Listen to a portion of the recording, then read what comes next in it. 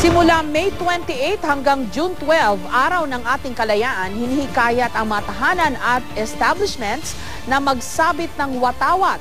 Pero paalala ng NHCP o ng National Historical Commission of the Philippines, siguraduhing tama ang pagwagayway ng ating watawat. May report si Claire Delfin.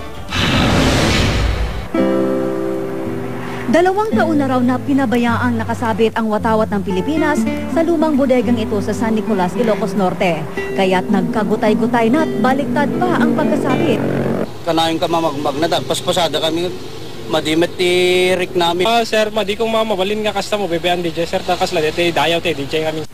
Pero hindi nag-iisa ang watawat na ito. Sa establishment na ito, baliktad din ang pagkasabit ng Philippine flag. Ito naman, hindi nga baliktad, pinatungan naman ng mga flower vase. Ikinadismaya ito ng husto ng National Historical Commission of the Philippines o NHCP. Hindi ito ordinaryong tela, ito ang simbolo ng ating bansa na isang malayang bansa, isang bansa na nagkakaisa ang mga tao.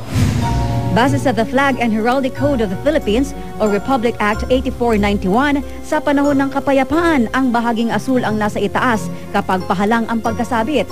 Pagpababa naman, nasa kaliwang bahagi ang asul kapag tayo'y nakaharap dito. Kapag baliktad ang pagkasabit nito, ibig sabihin, nasa gyera ang ating bansa o di kaya'y nasa ibang bansa isinasabit ang ating watawat at sinusunod lamang ang flag protocol doon.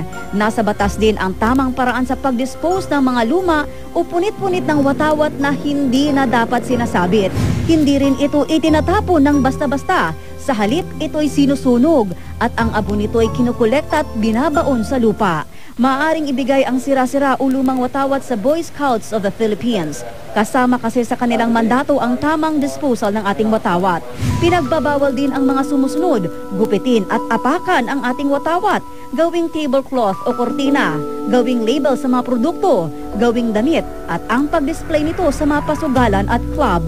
May karampatang parusa na hanggang 1 taong pagkakakulong at 20,000 pisong multa sa maling paggamit sa ating watawat.